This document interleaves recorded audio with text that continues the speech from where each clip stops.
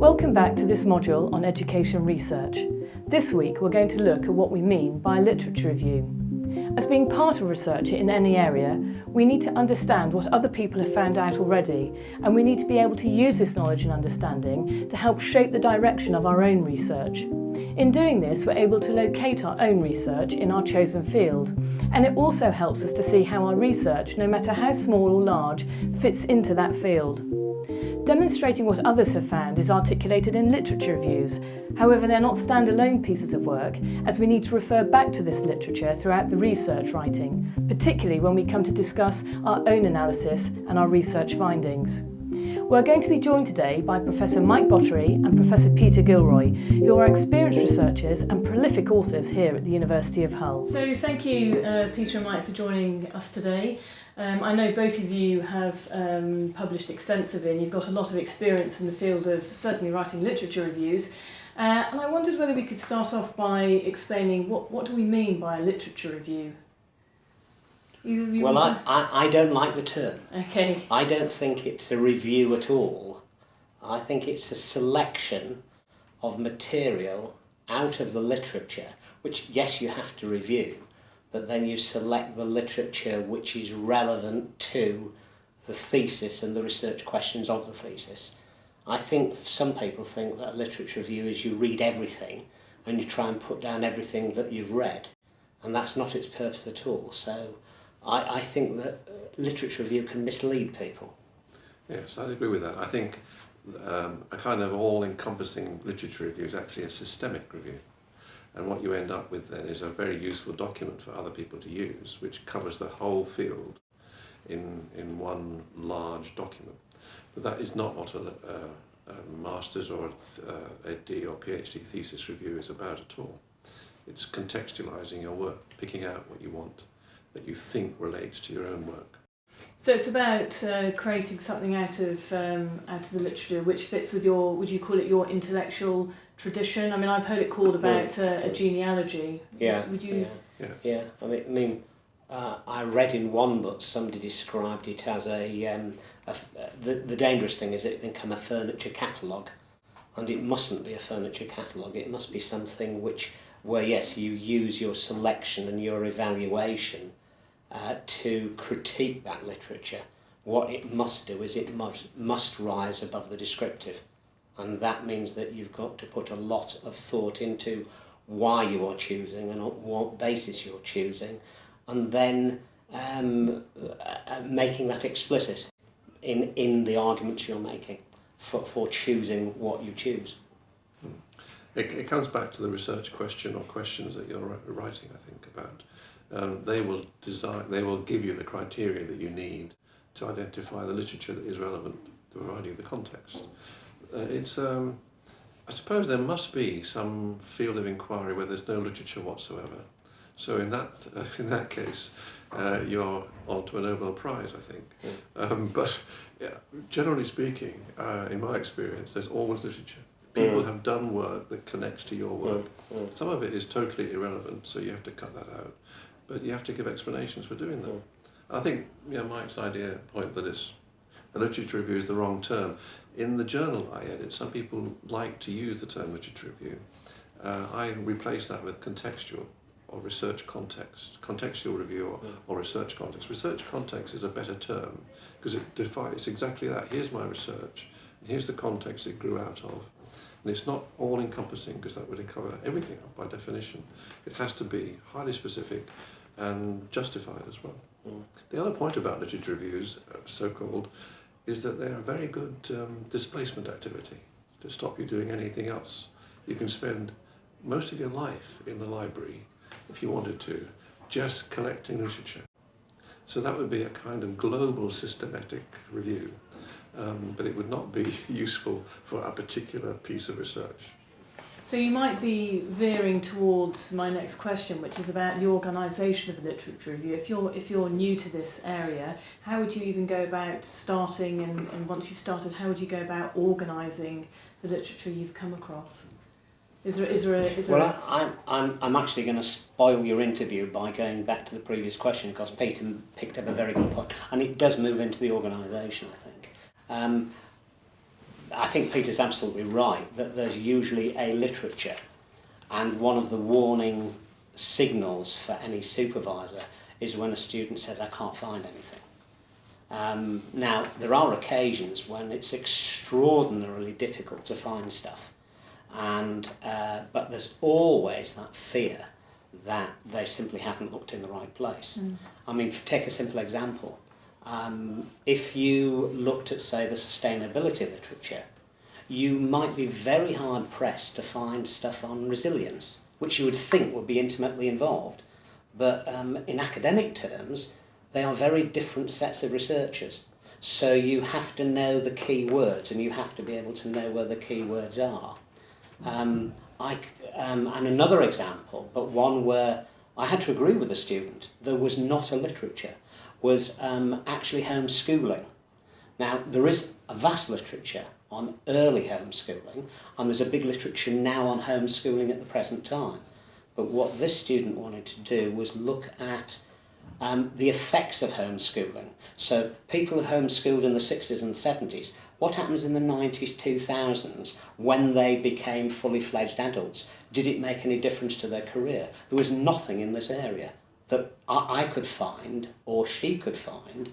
So that's when we went to the experts, because it might not be in the literature, but somebody like Ian Lister at York, who was a specialist in that area, we got in touch with him, and he, so you go into human sources as well. And when he said, no, there's nothing that I know of about this, you're comfortable. But what I'm saying is, you actually have to spend a lot of time covering all your bases before you can say, no, there isn't anything there. So sometimes you might be looking at a wider field in order to make sure you've covered those bases, is that what we're saying? Yes. Yeah. Yes, I think so. And different kinds of ways of covering those bases, because sometimes it's libraries, sometimes it's websites, sometimes it's experts in the field. Yeah. You have to use many different techniques to find them. And would you say there are any particular ways of writing a literature review that are better than others? Is there a definite formula, or is it very much an individual choice about how you put your critique or your literature review together? I think there's a definite way of how not to write a literature review. Do you want to tell us a bit about that? A definite way of how not to write a literature review, part one, is that you do not simply list what people say.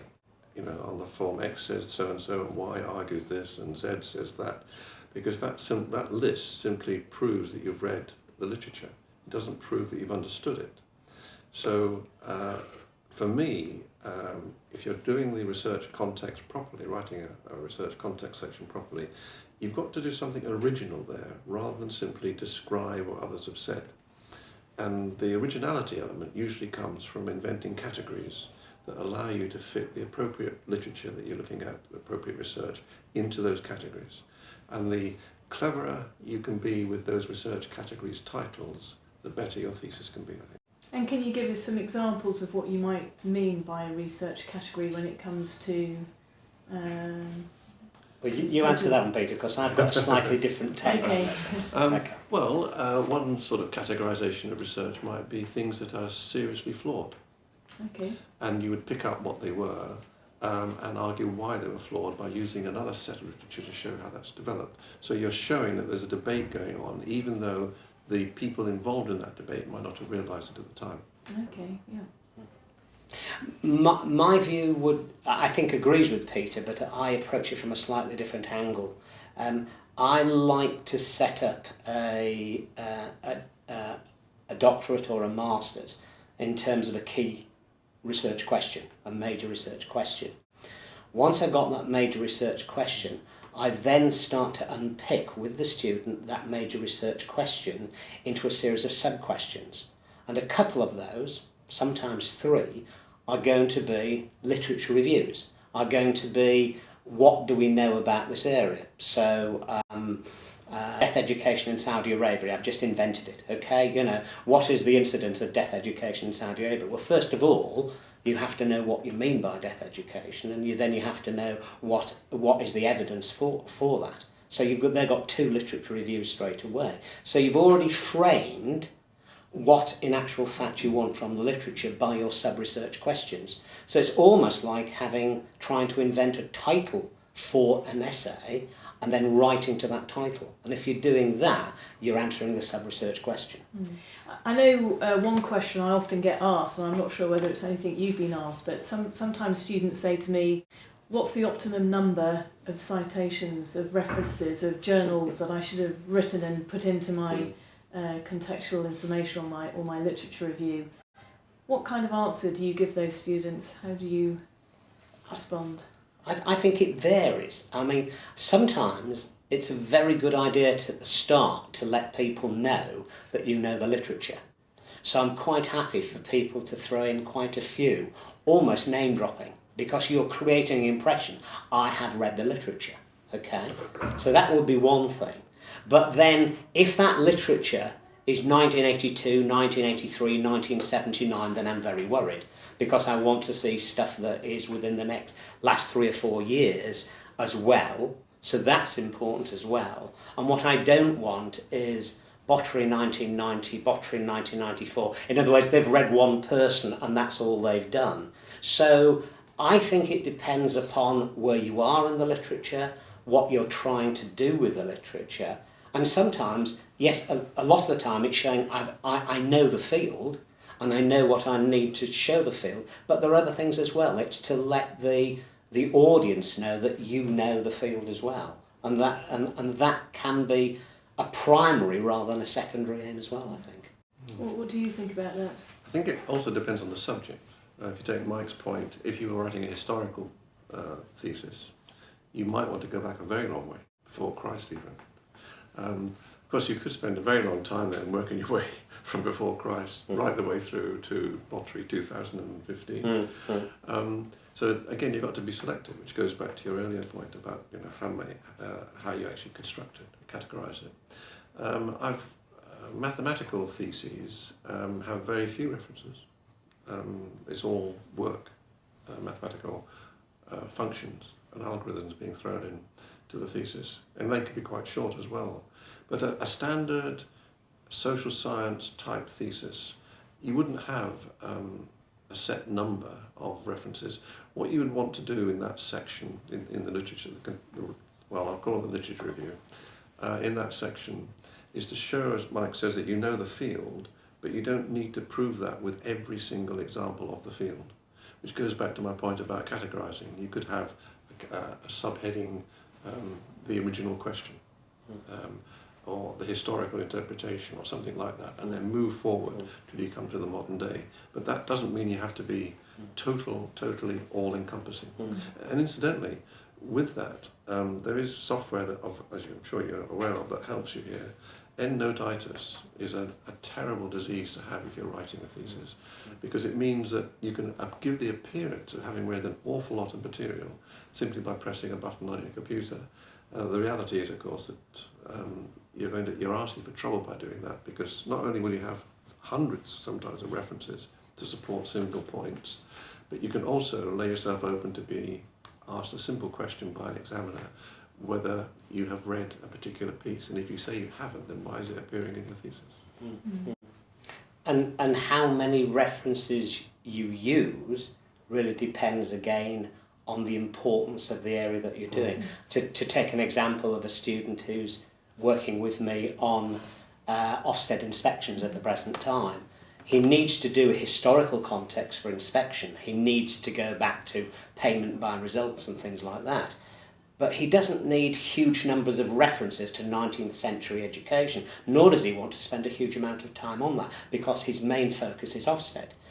But the increasingly controversial and political nature of Ofsted is something where he needs to show that he really knows the literature in depth. So whilst I'd be perfectly comfortable with 3, 4, 5 references to the inspection by results, because we only need to know the broad outlines of it. On this other area, I would expect him to be really very, very clued up on everything there is there. So I might get away with 2, 3, 4 references on a page at the start.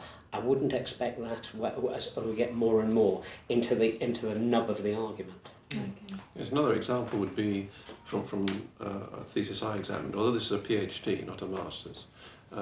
This was on Donald Schoen's work, and Schoen's work grew out of Dewey's work. But because the thesis was about Schoen, the author had read everything Schoen had written, literally everything, but only just mentioned in passing Dewey, which was quite sensible given the nature of the thesis. If it had been about Dewey, he would have probably mentioned Schoen in his conclusion, but concentrated on Dewey. It's not so much the quantity, but quality. The quality, yeah. And I suppose that brings me to my final question, really, which is about common errors that you might find in literature reviews. I mean, I know you've talked a little bit about them earlier in our discussion, but are there some things that you would say, yeah, those are common errors that I see in a literature review? My experience goes back to my own PhD, when my tutor told me to do something that I hadn't done at my master's level. So you obviously teach people after you've done it yourself. And that was to go back to primary referencing. So you can't have somebody saying he said this or she said that and then accepting that as truth. So I spent a very long and tedious few weeks going back to every primary reference and checking. What astonished me was that somewhere between 30 and 40% of the secondary references were wrong in some way or another. It could be very small things, like they'd said at instead of the, but it could also be that they'd actually written the title wrongly. It could be they got the wrong journal. But on a couple of occasions, I found that they actually abused what the original writer had said for their own purposes. So I think it's really important that that you always go back to the primary source, and certainly at the doctoral level, it's an absolute must as far as I'm concerned. You cannot be saying in somebody, because it means you've not done the reading properly, and any examiner will pick that up and know it straight away. Yes. I think there are issues like that. We've mentioned already the actual style of writing, the listing of people. EndNote is a problem. It's helpful, but it's still a problem. Other issues I would have would be actually getting the referencing wrong.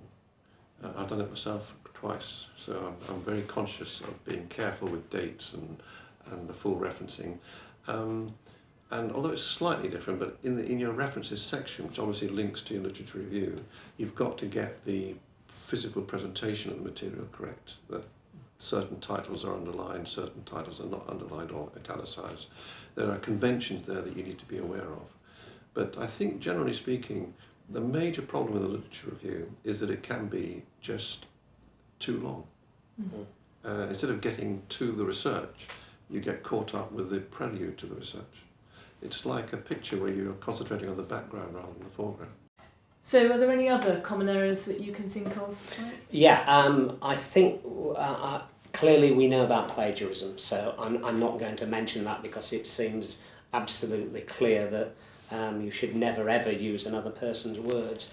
But sometimes you rightly use another person's words because you put in inverted commas and then you spend a page doing it. And and so the choice of how much of a quote you put in, it seems to me, is really quite important. I think anything over 3 or 4 lines means, as a reader, I think the writer's being lazy. I think they're getting the person they're quoting to do their work for them. And as far as I'm concerned, a quote should be something that is beautifully and succinctly said in a way that's hard to reproduce in other ways. If you're up to 7, 8, 9, 10 lines, then you've overdone it. And I will ask a student to... I've even had a professor send me his work, which had almost an entire page of a quote on it, and it was not necessary. So I think that focusing in on the length of a quote and how much is acceptable is really quite important.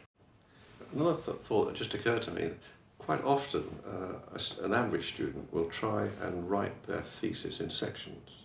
So they'll have a section called literature review, another section called methodology and so on. And then when they get to the end, the conclusions, they seem to have forgotten that they've actually got a context that their conclusions connect to. The context, of course, being the literature review. So you need to make sure, I think, that at the end of your thesis, either in the recommendations or in the conclusion or in the discussion section, that you bind things together by linking them to the background, which is your literature review. That's lovely. Thank you both very much. Pleasure.